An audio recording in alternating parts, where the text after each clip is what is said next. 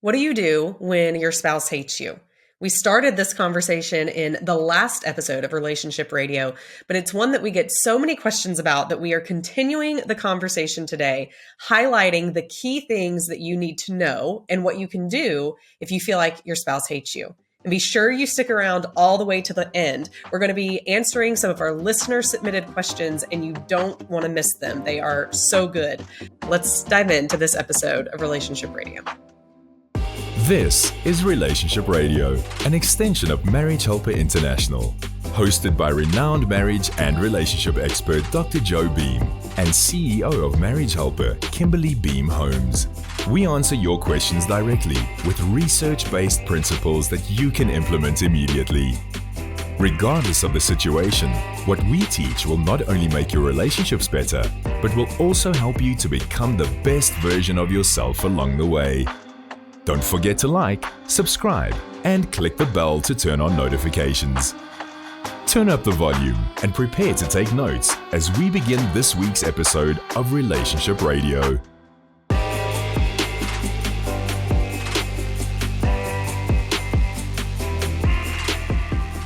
Hi, I'm Dr. Joe Beam with Marriage Helper, along with Kimberly Holmes, our CEO. We're happy to share Relationship Radio with you and to do a second episode on this hate thing because people talk so much about it. As a matter of fact, you might want to go back and listen to the episode just before this one where we laid some of the foundations. But Kimberly, for those that haven't heard it or don't remember them all, then let's just lay a couple of things down to begin with that we talked about last time, but to remind you this time. And the first would have to do with the three roots of both love and hate. Mm-hmm. Yes. So these three roots come from the research, as we said last time, from Dr. Robert Sternberg. So a lot of people will say, well, hate is an emotion, love is an emotion, but what does it consist of? Well, it consists of these three things: intimacy, passion, and commitment. And when you realize that those are the three tenets that make up hate and love, it can actually start giving you a roadmap, a guidepost, so to say, of what you can do to turn things around, to reverse that hate and turn it back into love, in as much as you can as one individual. So the increasing of intimacy, the increasing of passion, the increasing of commitment is the increasing of love. The negation of intimacy, negation of passion, and the negation of commitment actually leads to different kinds of hate. And just like Sternberg points out, there are different kinds of love based on combinations of those three things, the different kinds of hate. And if you want, we'll tell you in a couple of minutes how you can get a toolkit that gives you a lot more information about that. But just remember right now, then, those things happen, and that the other person, your spouse, for example, the way that he or she perceives you when it comes to love or hate has to do with the stories that they have in their mind about you based on the experiences that they've had with you and their interpretations of those experiences. So what do they do, Kimberly? If I want my spouse to see me differently, how do I change the story? Yeah. Well, you begin to do things now that can help to change the stories going forward. So probably one of the worst things you can do is try to rewrite those negative stories in their mind by telling them that they're wrong, that they're remembering things wrong, that they need to change their perception of you. That's only going to make it worse. The only real thing you can do is learn from anything from the past and then change your behavior for the future so that they can hopefully write positive stories about you going forward. And again, there's only so much control that you have over that right now, because someone could still create a negative story when you're doing all of the right things. But that's the only thing you can do. Do the things that you know to do, the things that we teach you to do, to try and rebuild those positive stories. I like what you said about don't try to change those past negative stories by telling them that they're wrong. Also, don't try to change them by trying to justify what you did. Mm-hmm.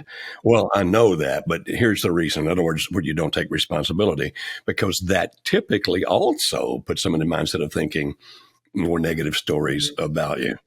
And so you've got to stop doing those things that negate intimacy. Mm-hmm. What we mean by that, intimacy has to do with openness, or trust, vulnerability, where that you share the facts of your life and feelings of your life with the other person, and where they can do the same with you. Mm-hmm. And therefore, if your spouse feels that he or she can't tell you what they feel without you reacting negatively, they can't tell you what they do without you reacting negatively, even what they believe, all those kinds of things, where that they feel they have to meet some kind of standard and that you reject them for being who they are, then that's creating more negative stories. And so on the stop side, we'd say you need to stop anything that you're doing or saying that would cause your spouse to feel that you don't accept and love them as they are, that they have to meet some kind of criteria for them to be lovable and lovely to you. Mm-hmm. That's right. And then there are some things you should do. You should admit anything that you have done, any of your flaws or the way that you treated them in the past or things that you said to them. You should apologize and try and course correct that for yourself in the future. But also don't do that to the extreme to where you just become pathetic and trying to apologize for every single thing, even if it's not something you did. So hold respect for yourself in doing this, but do admit anything that you have done wrong and apologize for it. Yeah, tell them you're sorry and tell them you're sorry for the pain that they feel. But some people, Kimberly, we see it. People just go overboard. It's like, I'm no good, I'm terrible, I'm sorry. And understand that they're already holding a negative image of you in their brain, which is really what's happening if they feel any kind of the different kinds of hate towards you, ranging from cold hate to hot hate. If they are feeling hate towards you and you keep debasing yourself, you're adding strength to that bad story, this bad picture they have in their mind of you. So be sorry, but don't beat yourself up over it, or else you'll continue to feed into that image they have of you that you're no good, that you're terrible. So truly being sorry, great. Debasing yourself, not going to help. Mm-hmm. So do what you can to grow, become the best you that you can be, and do the right things that can help to put you back on the love path, as we would say at Marriage Helper. So do the things that help intimacy and passion and commitment to grow. That is what's going to help your spouse turn that hate back into love. If you want to know more about hate and the things that we have talked about that we have begun to just scratch the surface on, then you should really consider getting the Why Does My Spouse Hate Me toolkit. And for our listeners of the podcast, you can use the code podcast in order to get 10% off of that toolkit. And you can get it by going to marriagehelper.com and then clicking the courses link at the top of the page. And then you can find the toolkit, use the code podcast, and you can get 10% off at checkout. And that'll really help give you more of an understanding of how hate develops, which can help you understand how you can overcome it as well. Yeah, in that toolkit, I did 7 different videos explaining different aspects and dimensions of hate. I'm going to be adding to that as we go along occasionally. If you get the toolkit, you'll have access to whatever we add, talking about more things about how can you get past hate? How can you get to the point where that love can exist again? So we really encourage you to get that toolkit. Mm-hmm. Kimberly, we've got some great questions, as you said earlier. These are really right down to where the rubber meets the road, as they used to say. Yes. Hi guys, my name's Ren and I work on the weekend workshop team here at Marriage Helper. In my role, I typically help couples by running the breakout groups during our workshops. Dr. Beam and Kimberly Holmes have asked me to read a question that was submitted by one of our listeners for today's episode. This person asks, how do I get my wife to want to be involved with me again? She still very much hates me even after 13 months of separation.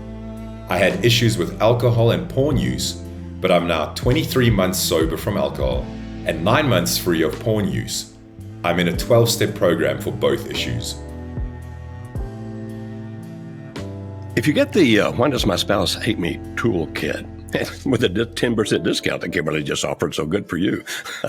Understand that we talk about the different kinds of hate there. And it talks about how that hate comes from negation of intimacy, negation of passion, or negation of commitment. Now, what the gentleman describes here probably has led to a negation of commitment. And that typically occurs when one person views the other one as having changed in ways that are not good. In other words, I no longer see you as the person that I fell in love with. I see you as being less than what you were. And when a person repeats behavior, such as an addiction, that begins to degrade the other person's view of them because of the addiction. Now, it can be drugs, it can be alcohol, it can be pornography, it can be a workaholism, it can be a number of things. Or even sometimes it can just be the fact that I continue to be angry with you and continue to treat you terribly. But if they see that as changing, that you're not the person I fell in love with, they'll actually start to diminish you in their minds. That I once held you up here, and now I'm seeing you as here. And any negative stories they had about you before, and I'm sure there's some there because nobody's perfect, they'll start remembering the things you did back then and over there and then and that kind of thing. And often what happens then, Kimberly, is they come to a conclusion. Even though it's not a valid conclusion, they believe it is. And what conclusion is that? Mm-hmm. Well, they come to the conclusion that you're never going to change. That everything that they've written in their mind, the stories that they're currently believing are right and true, and you'll never change. And that is not what you want. No, and other people may even be contributing to that. I mean, people that your wife, like her parents or her friends or whomever else, may be feeding to that negative story. He'll never change. You can never trust him again. He'll never get past this. So it's not just that you need to overcome the image that you have had some contribution to that's in your wife's mind of you, but other people also adding to that. Now, that might make it seem impossible, but even if other people are feeding the negative stuff to her, the course of action for you is still the same, whether it's just her thinking that or other people feeding her that. Mm-hmm.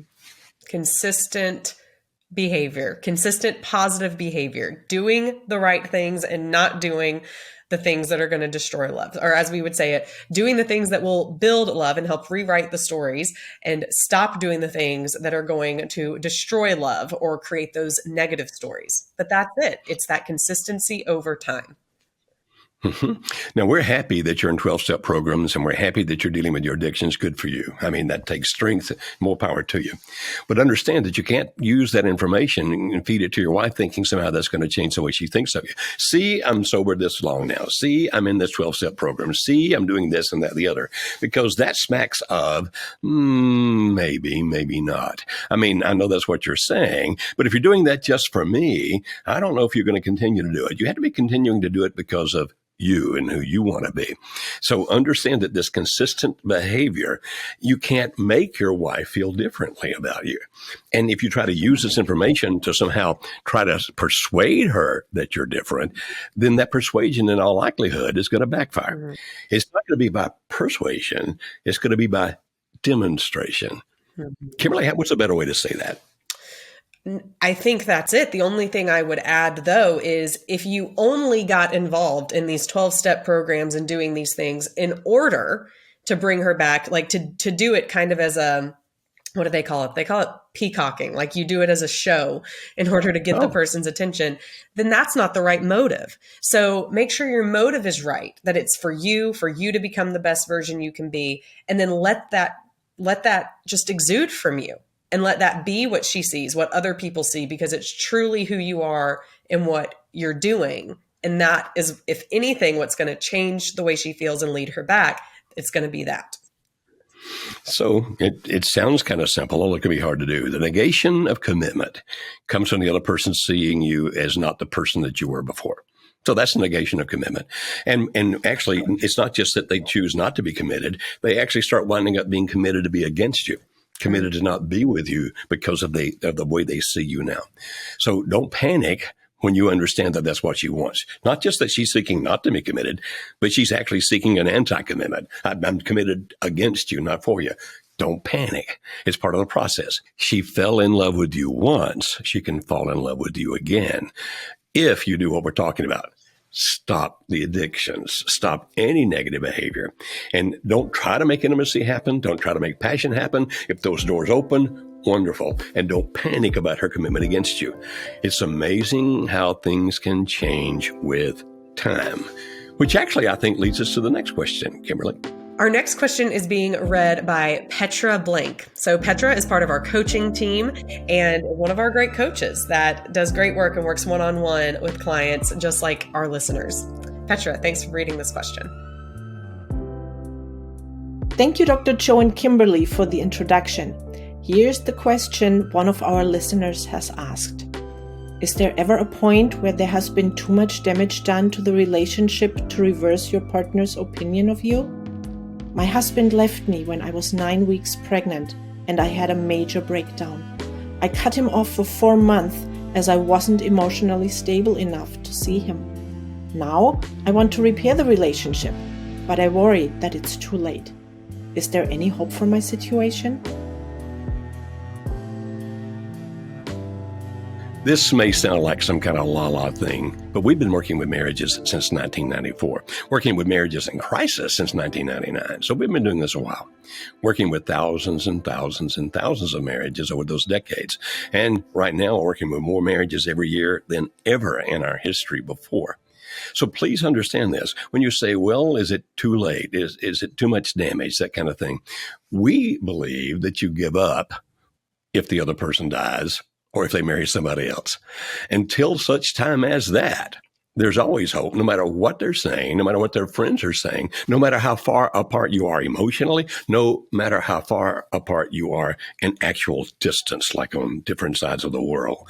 So understand that we have quite a bit of optimism. We can't guarantee you that we can help you save your marriage, but we have seen it work out so many times when everybody had given up that we're saying too late.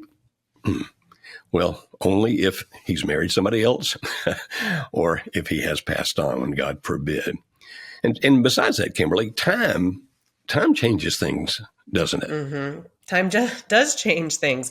Now, the thing is, though, time can either make things worse if you don't do anything to actually change things for the better, or time can help things if you begin doing the things that you need to do. And so over time, when we look at the research, let me go back to that. When we look at the research, we see that couples typically wait for 6 years after a marriage problem has occurred before they ever get help.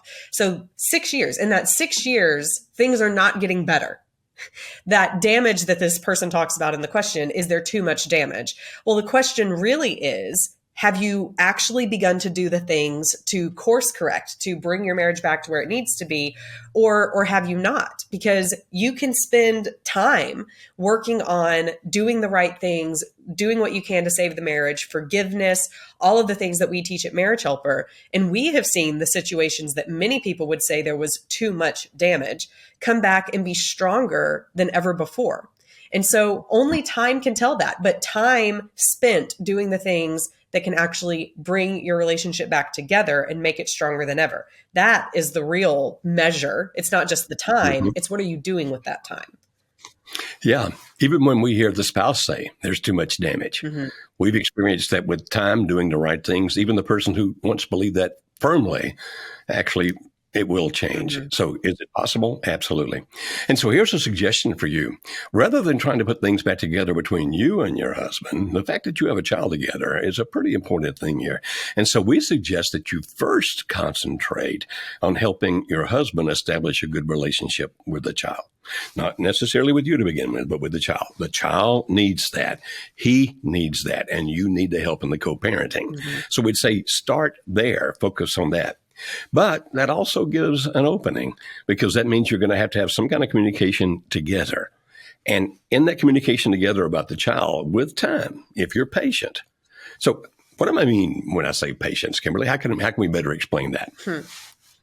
Well, I mean, patient in the sense that the problems you're experiencing, what's happened in your marriage, didn't happen overnight. And so you can't expect for it to be resolved overnight either. I mean, even just the time in the question where you say you cut him off for 4 months, there's going to have to be some rebuilding of communication, of trust, of intimacy, of all of those things. And that's going to take time. Probably more than 4 months. It's probably going to take several months, maybe even to get fully where you want to be, a year, maybe even a couple of years. And that's not to discourage you or to make you think, golly, it's going to take that long. It's to say that for your marriage to be stronger, to get where you want to go, it takes that consistency over time. That's actually a positive thing. It's a good thing. And so be patient. Give that time to see that you've gotten past the breakdown and to see that that you're doing the things that need to be done in order to rebuild that relationship. And be sure that you're being consistent in that, because that is what will help develop that intimacy. And to be sure that you understand what we're saying, because you've had the breakdown, really take care of you. Mm-hmm. Now, I'm not predicting that something's wrong with you and you're going to have another breakdown. Obviously, you had some pretty bad situations going on at the time, but you make sure that you get well, physically, intellectually, emotionally, spiritually, that you get well. We call that the PIES, P-I-E-S, physical, intellectual, emotional, spiritual. And if you go to our YouTube channel, youtube.com/marriage helper, you can hear a whole lot about PIES there, or check out Kimberly's podcast. Mm-hmm. It starts with attraction, where she talks about all kinds of things, including the PIES. And this is to help you get very well, physically, intellectually, emotionally, spiritually. I'm not saying you're sick, but the fact that you had a breakdown before means that you really should concentrate, as everybody should anyway, on you getting well. And as Kimberly said, for him to have enough time to pass where he believes that you've gotten past that breakdown. Mm-hmm. One of the ways that we can help you be consistent and know what those things are to rebuild the love, get back on that love path like we talk about, is in the Save My Marriage course that we have. And it can really help even the person who has been the one who's wanted out or wanted their spouse to go away. It can help them understand, what are the principles I need to follow to rebuild my marriage, if at all possible. And our Save My Marriage course can really help do that. You can find out more about that by going to marriagehelper.com and clicking on that courses tab up at the top and finding more about the Save My Marriage course there. And of course, we'll link it in the show notes as well. So Kimberly, what are the key takeaways from the session? The first one is to remember that there are 3 roots of love, and it's the same 3 roots of hate. And those are intimacy, passion, and commitment. The second key takeaway is don't focus on what you did wrong or how you got to where you are. You need to be aware of that, but that shouldn't be what your focus is. Focus on allowing intimacy to redevelop. Do those things that can lead to the intimacy to redevelop. And you can find out more about that in the Why Does My Spouse Hate Me toolkit. The third key takeaway is create new stories in your spouse's mind. Not by telling them what those stories should be, but by demonstrating it through the things that you're doing and demonstrating those things consistently. The fourth is that hate is a parallel to love, and it can definitely turn to love again, but you can't make it happen. You can't force it to happen. You can only do the things that will allow it to happen. And then finally is patience and consistency. Did we mention patience and consistency? Do the things that you need to do and do them consistently. That is the best thing you can do to turn that hate back into love. Excellent. So in addition to getting the What Does My Spouse Hate Me toolkit that we'll add to as we go along through time, understand that we have all kinds of free videos at youtube.com, Marriage Helper, that one long word there. And for the next few episodes, I was looking at a couple of 100 questions just last night that have come in for this program. And those are just the recent ones. And I was looking at those. And Kimberly, a lot of the questions were giving specifics, but not always the same specific, but they always wound up with this. What do I do now? What do I do next? What do I do now? And so for the next few episodes, let's take some of those questions, which means we may be talking about different things, but the ultimate answer to each will be, so what do I do next? And give some practical advice on some of those things. Does that sound okay with you, Kimberly? Sounds great. I look forward to it. All right. We've got a great video here that we suggest you watch, and we'll see you in the next episode of Relationship Radio. Hi, I'm Nate. This is Kristen. I really want to speak to all the reluctant people out there. I was very reluctant to do this course. Kristen kept coming towards me, trying to get me to do it, and I just didn't want anything to do with it. Finally, I gave in, and I'm really glad I did. The course is really science-based. All the stuff you learn, it really gives you an insight into yourself, and not just the marriage, but how to understand yourself better, and then in relation, how to understand your spouse better and communicate better, why you do what you do, that sort of thing. So it's a very good course. I learned a lot. I definitely learned a lot about myself and how I brought my past and my own insecurities from childhood, from a previous abusive marriage, how I brought those insecurities into our marriage and how I put that on him and how that made him react to me in just this horrible snowball effect. So I've learned it's not just him, it's me as well, and my part in the marriage. And another thing that I really liked about this is that it's not about throwing the other person under the bus or pointing fingers at that person, but it's really about looking within yourself, learning who you are, why you do what you do, and the problems that you bring into the marriage. And so if you're not sure if you want to go and have all these fingers pointed at you, that's not at all how it is. It's all about just looking within, and also that it's just a very safe environment. And those safe environments led us to have conversations that I don't think we otherwise would have had, conversations I've been needing for a really, really long time. I needed them and I just wasn't getting them. And after this, at night, we would have conversations that we just really needed to have. And so I'm so thankful for that. And then as far as, making the decision whether to fix the marriage or whether to leave, hearing Dr. Joe Beam's story, hearing everybody else's story, being in a Zoom room with all these other people that are experiencing the same problems as you, and it feels better knowing that you're not alone. But then again, like Dr. Joe Beam, seeing people that have gone through these problems and now they're together and they're happy and they lived together this many years and had a long, happy marriage. That's what everybody wants. Everybody wants that good marriage, and it's attainable. You can have it if you have the right tools, and they give you all the tools that you need if you're willing to put in the work. And I read something on Facebook the other day. You can choose your heart. Divorce is hard. I've been through a divorce.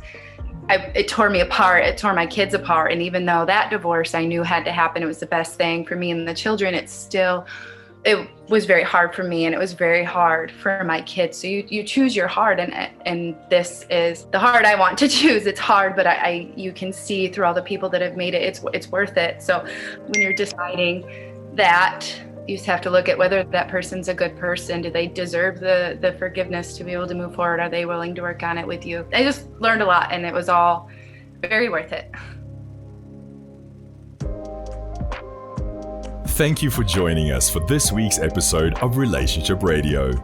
Please refer to the notes in the description to learn more about any resources mentioned in this episode. Please visit our website at marriagehelper.com for more information about our online courses, marriage workshops, and coaching. If you would like immediate help for your marriage situation, then click on the link on the screen to schedule a free marriage strategy call with one of our team members. We exist to help save marriages and strengthen families. We look forward to interacting with you on the next episode of Relationship Radio.